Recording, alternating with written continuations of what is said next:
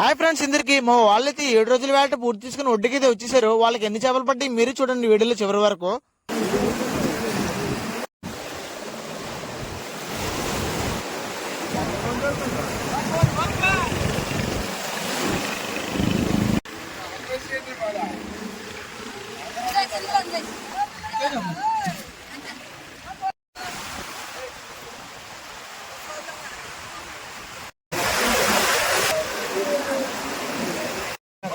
చూసారు కదన్నా 7 రోజుల వేటలు మొత్తం అయితే ఎన్ని చేపలు పడ్డాయి మా వాళ్ళకి. మొత్తం స్మాల్ ఎల్లో టౌన్ ఫిష్ అయితే ఎక్కువగా పడ్డాయన్నా, బిగ్ ఎల్లో టౌన్ ఫిష్ అయితే 2 పడ్డాయన్నా.